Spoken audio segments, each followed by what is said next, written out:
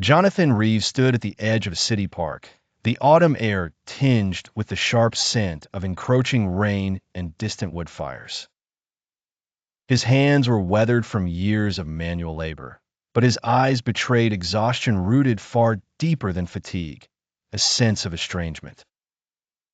Once, years ago, Jonathan had known peace, comforted by his family and guided by his faith. Yet, ambition and disenchantment had slowly eroded his ties, leading him into solitude far from the small town where he was raised. The rupture had not been sudden.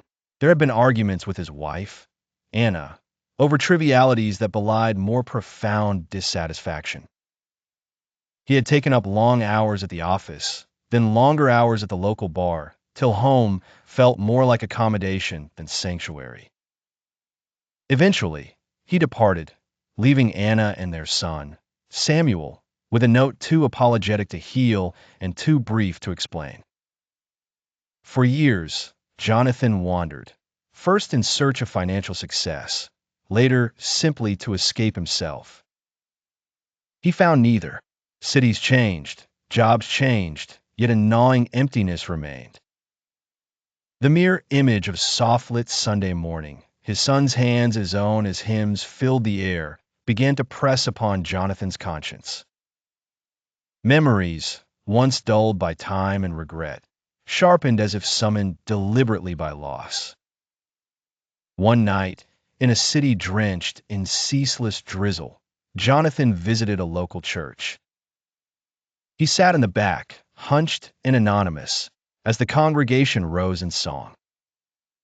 The pastor spoke not of hellfire, but of prodigals, of unearned grace, of forgiveness not as an entitlement, but as a gift freely given. It struck Jonathan, then, atonement did not erase culpability, but it offered the possibility of new beginnings. After the service, a gentle-faced older man approached him, instigating conversation with a question about home. Their talk was less about theology and more about wounds, both self-inflicted and accidental. Encouraged, Jonathan spent the following weeks returning, listening, and asking for nothing but presence. He wrote letters he didn't send, rehearsed apologies he feared wouldn't suffice. The decision one snow-dusted afternoon to return came more as surrender than resolution. Jonathan journeyed homeward, breathless with fear of being turned away, of confronting Anna's disappointment, of glimpsing the boy Samuel had become in his absence. Anna greeted him at the door with a guardedness that was neither cruel nor kind. It was simply real. She listened as he stumbled through his confession, words tumbling out without eloquence, just urgency. There were tears, hers for anger and hurt, his for shame and longing. But there was also, unspoken, a kindling of possibility.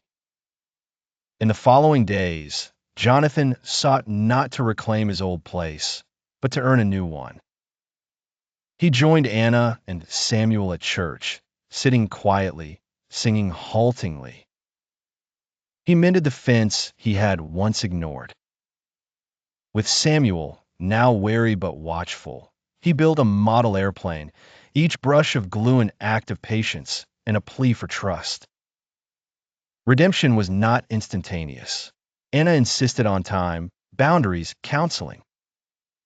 Samuel tested Jonathan's resolve with cool silences and occasional, searching questions. Community members afforded him cautious welcome. A few, open-hearted, spoke of their own returns from the edge. Yet, in the slow unfolding of days, Jonathan glimpsed grace, not as a thunderclap, but as gentle, persistent rain, softening the earth he had long abandoned.